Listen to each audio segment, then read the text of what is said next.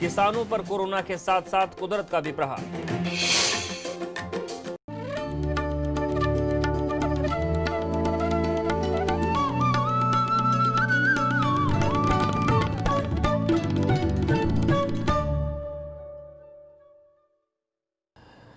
नमस्कार, एबीपी गंगा देख रहे हैं आप। मैं भवधेश। गंगा प्राइम की शुरुआत करते हैं नोएडा की खबर के साथ। नोएडा से एक ऐसी खबर आई जिसने न सिर्फ उत्तर प्रदेश की स्वास्थ्य सेवा बल्कि मरीजों को लेकर डॉक्टर्स के नजरिए पर भी सवाल खड़े कर दिए। जब 13 घंटे तक एक परिवार गर्भवती महिला को लेकर अस्पताल दर अस्पताल भटकता रहा, लेकिन किसी अस्पताल ने उस महिला को भर्ती करना तो दूर देखा तक नहीं। और आखिरकार 13 घंटे तक भटकने के बाद उस महिला और गर्भ में पल रहे बच्चे दोनों की मौत हो गई। इस दर्दनाक मामले में अब जांच और कार्रवाई के आदेश दिए जा चुके हैं, लेकिन महिला की जान लेने वाले सभी अस्पतालों ने इस मामले पर चुप्पी साध ली है।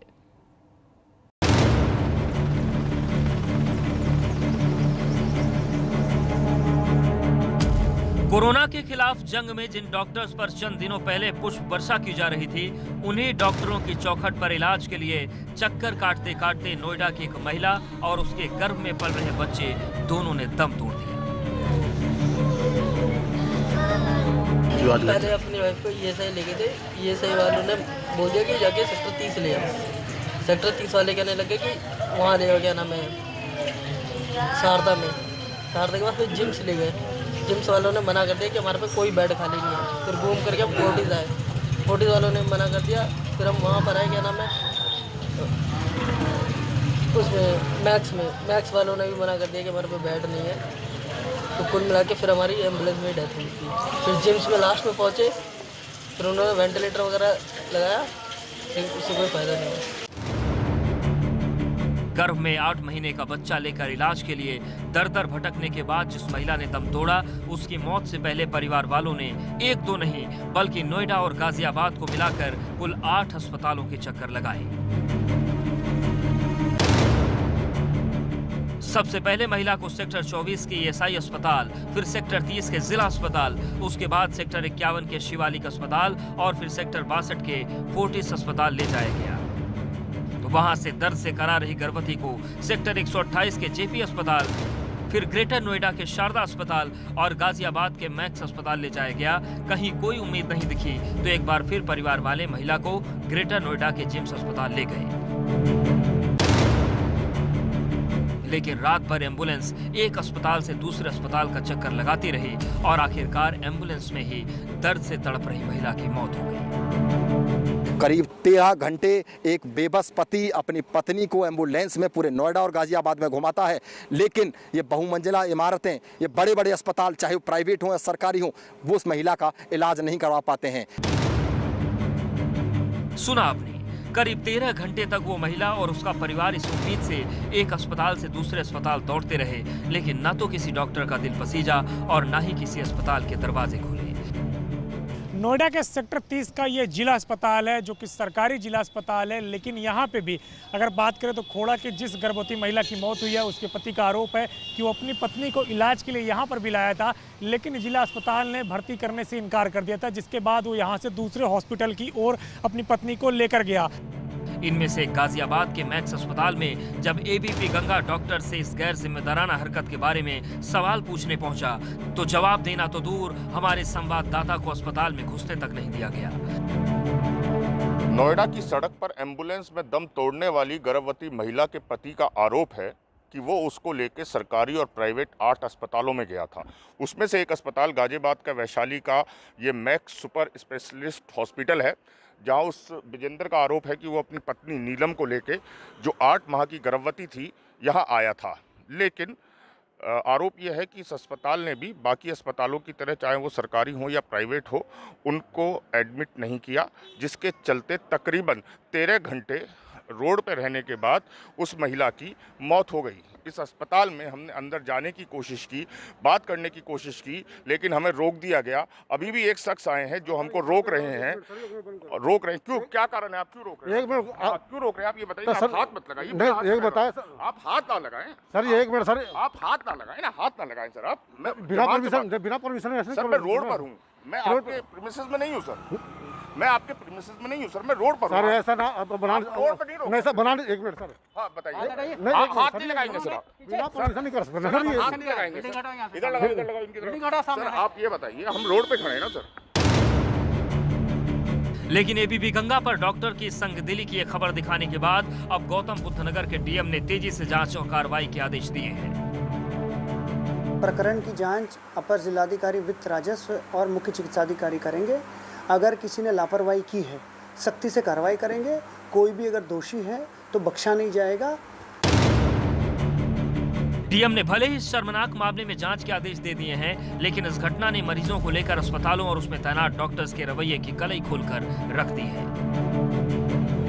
एबीपी गंगा के लिए गाजियाबाद से विपिन तोमर के साथ नोएडा से भूपेश प्रताप की रिपोर्ट।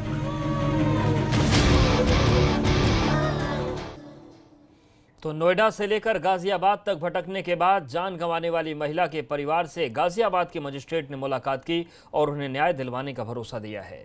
उस महिला के पति विजेंद्र सिंह से एबीपी गंगा ने बातचीत की।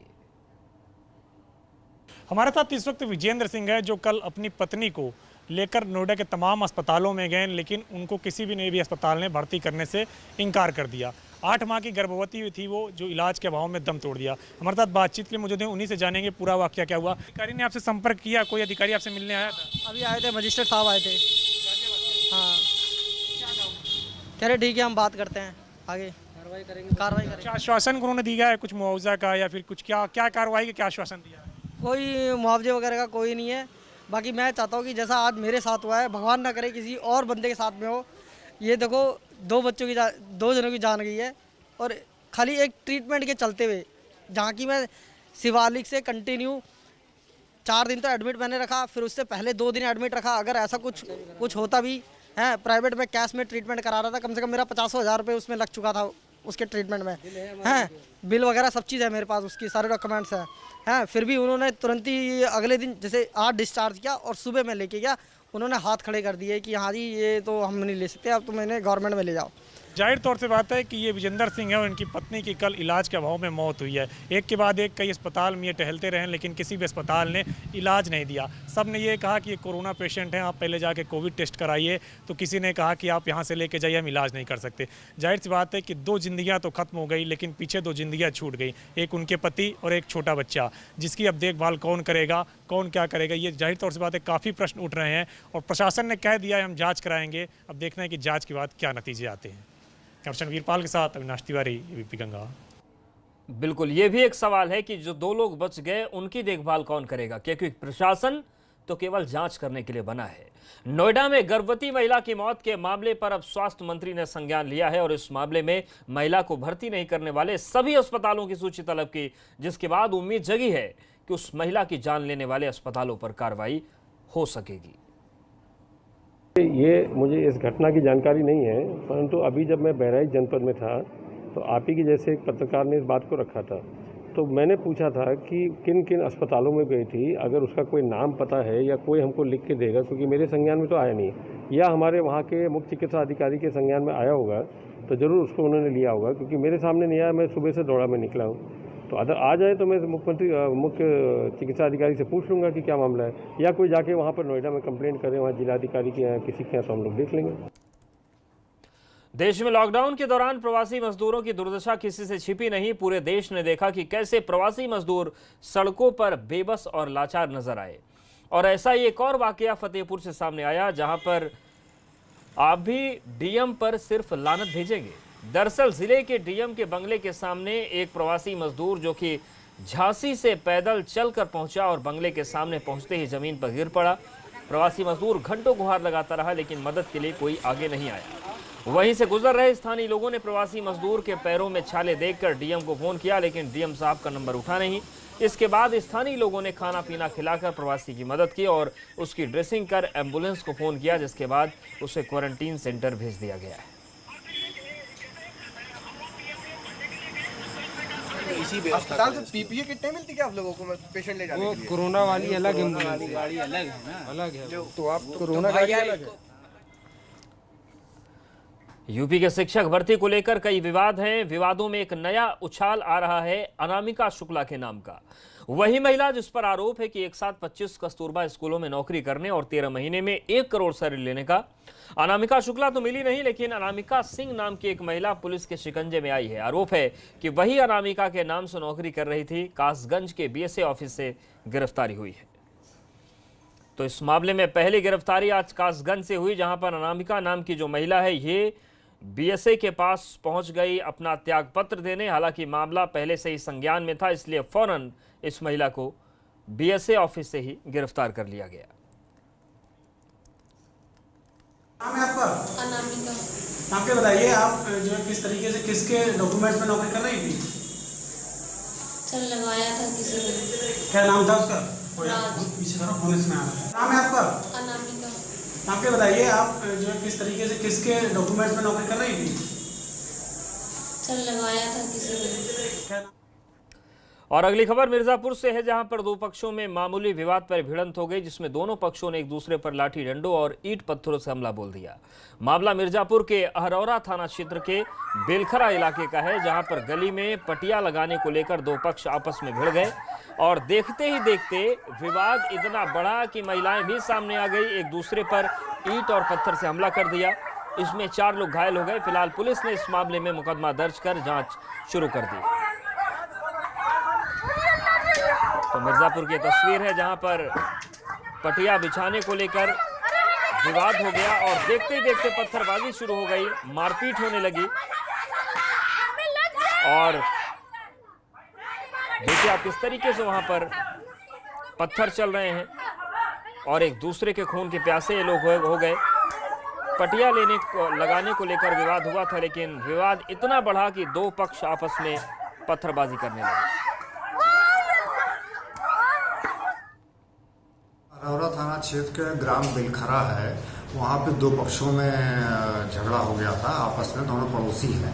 तो गली में पटिया लगाने का विवाद हुआ, तो पानी बरसा हुआ था, उसी में एक पक्ष पटिया लगा रहा था, तो उसी में दूसरे पक्ष को उस पर आपत्ति थी, जिसमें आपस में लोगों में झगड़ा हुआ, दोनों पक्षों में मारपीट हुई। उसका अभियोग पंजीकृत किया गया है और उसमें आगे विवेचना हो रही है। कितने लोग घायल हुए सर? इसमें 4 लोग घायल हुए हैं, इसमें से 2 महिलाएं हैं और 2 पुरुष हैं।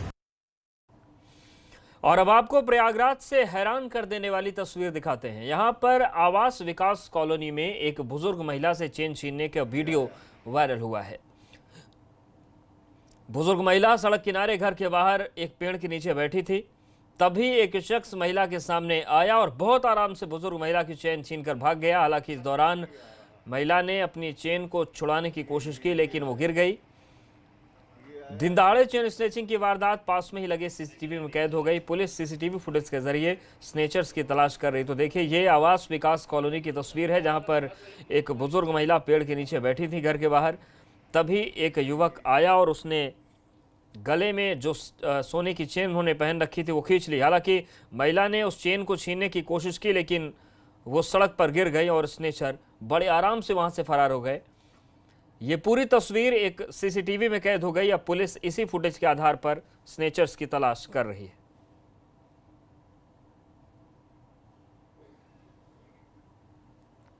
देश में अनलॉक 1 शुरू होने के बाद प्रदेश में तेजी से क्राइम का ग्राफ भी बढ़ा है। नोएडा पुलिस लगातार अपराधियों का काल बन रही है।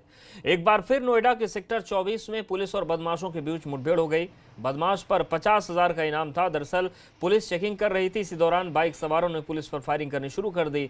इस बीच पुलिस ने 50,000 के इनामी मुजम्मिल के पैर में गोली मारकर उसे घायल कर दिया। बदमाश पर सेक्टर 12 में ज्वेलर्स से लाखों की लूट का आरोप है और तभी से ये बदमाश फरार चल रहा था। सामने चेकिंग चल रही थी, यहाँ जो ये स्पाइस मॉल है उसके पास 2 बाइक सवार इधर से आ रहे थे, उनको रोकने का प्रयास किया गया। दोनों सेंटिंग लग रहे थे, उसमें दोनों भागे और उसमें से एक ने पुलिस की पार्टी में फायर किया। क्रॉस फायरिंग हुई, उसमें एक वो घायल हुआ और यहीं गिर पड़ा जहाँ हम लोग खड़े हैं। ये बेसिकली इसको तत्काल हम लोगों ने हॉस्पिटल भिजवाया। पूछताछ में इसने अपना नाम मुजम्मिल बताया है। ये 50,000 रुपये का इनामिया है। अलीगढ़ में एक चौंकाने वाला मामला सामने आया, जहां पर एक युवती ने अपनी मां पर गंभीर आरोप लगाए हैं। युवती का आरोप है कि उसकी मां उस पर दूसरे धर्म के युवक से शादी का दबाव बना रही है। युवती का कहना है कि वो पहले से ही शादीशुदा है, इसके बावजूद उसकी मां उस पर दूसरी शादी करने का दबाव बना रही है। इस मामले में पीड़ित युवती ने स्थानीय बीजेपी नेताओं के साथ पुलिस से शिकायत की है। युवती ने अपनी मां पर दूसरे धर्म के एक शख्स के साथ अवैध संबंध होने का भी आरोप लगाया। युवती का कहना है कि इसी वजह से उसकी मां अब उस शख्स के छोटे भाई से उसका निकाह करवाना चाहती है। हमारी ये बिटिया है, भोजपुरा रहती है और अपनी नानी के पास। इसकी माँ 4 साल पहले एक वसीम खान साहब हैं तुर्कमान गेट पर, वहाँ उनका हॉस्पिटल है। इनकी माँ वहाँ नर्स का काम करती थी। उसने बेला फुसला करके और उसको अपनी पत्नी बना लिया, मतलब उसके साथ वो रहने लगी। अब जब रहने लगी तो वसीम का भाई साहिल है, वो साहिल के साथ इस बिटिया की शादी करना चाहते थे। माँ और नानी दोनों ही अपराधी हैं एक तरीके से। दोनों ने बहुत बुरी तरीके से इस बिटिया को मारा पीटा, मानसिक रूप से परेशान किया, टॉर्चर किया। तो अलीगढ़ की तस्वीर है जहां पर एक मां ने एक बेटी पर दूसरे धर्म के युवक से शादी करने का दबाव बनाया। ये बेटी आरोप लगा रही है। हालांकि जो पीड़ित लड़की है उसने बीजेपी के नेताओं के साथ मिलकर थाने में शिकायत की है। अनलॉक 1 में मिली रियायतों के बाद अब सोमवार से उत्तर प्रदेश के शॉपिंग मॉल्स को खोलने की तैयारियां जोरों पर है। यूपी में शॉपिंग मॉल्स खोलने से पहले सरकार की तरफ से गाइडलाइंस जारी की गई, जिसमें शॉपिंग मॉल को खोलने के वक्त के साथ ही साथ मॉल जाने वालों और शॉपिंग मॉल मालिकों को निर्देश भी दिए गए हैं।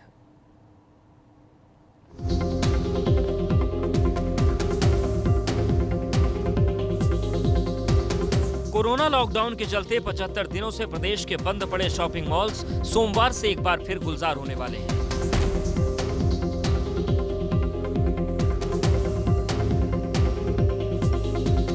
अनलॉक 1 के लिए केंद्र सरकार ने 8 जून से शॉपिंग मॉल्स को खोलने की इजाजत दी थी, जिसके बाद से ही शॉपिंग मॉल्स को खोलने की तैयारियां तेज हो गई हैं।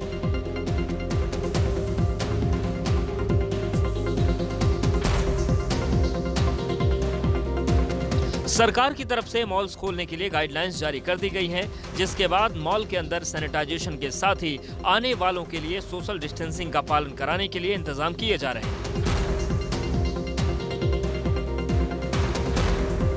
शॉपिंग मॉल्स के लिए सरकार की तरफ से जो दिशा निर्देश जारी किए गए हैं, उनके मुताबिक मॉल में जाने वाले हर शख्स की थर्मल स्कैनिंग जरूरी होगी, जिसके लिए हैंड डिटेक्टर की लंबाई बड़ी होनी चाहिए।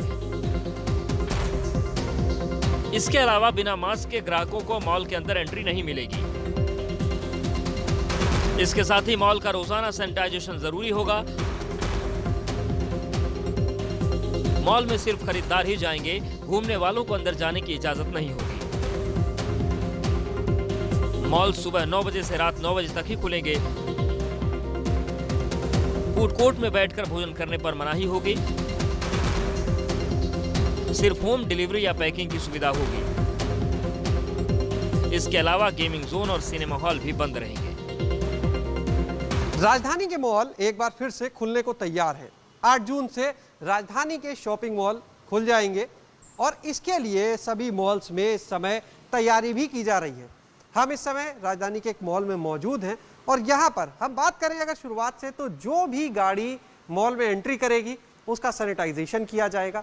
इसके बाद मेन एंट्रेंस पर आने के बाद अलग अलग यहाँ पर मार्क बनाए गए हैं जिससे उचित दूरी बनी रहे। और इसके बाद जब आगे सिक्योरिटी के पास कोई भी व्यक्ति पहुँचेगा तो सिक्योरिटी उनकी थर्मल स्कैनिंग करेगी। हैंडगन की व्यवस्था की गई है।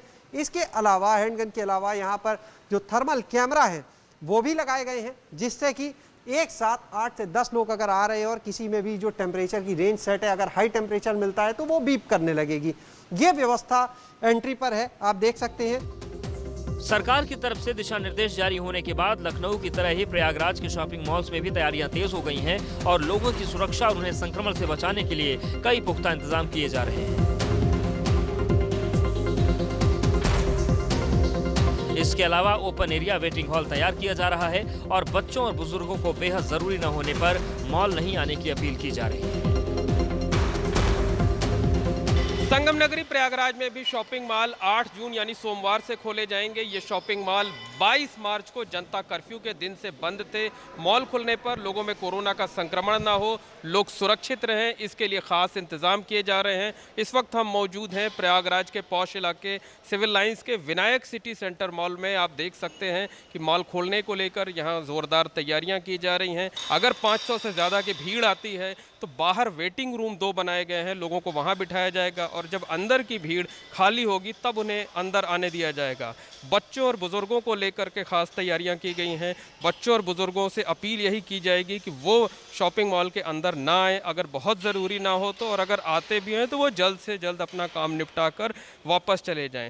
तो जो मॉल के संचालक हैं, जो मॉल के मैनेजर हैं, वो भी लोगों से अपील कर रहे हैं कि वो ज़रूरी होने पर ही शॉपिंग करने के लिए आएँ और जब यहाँ पर आएँ तो पूरी तरह से एहतियात बरतें, अपना बचाव करें और जो मॉल के कर्मचारी हैं उनका पूरी तरह से सहयोग करें। कैमरामैन रोहित श्रीवास्तव के साथ मोहम्मद मोइन, एबीपी गंगा, प्रयागराज। और यहाँ पर वक्त एक छोटे से ब्रेक का है, फौरन हाजिर होते हैं।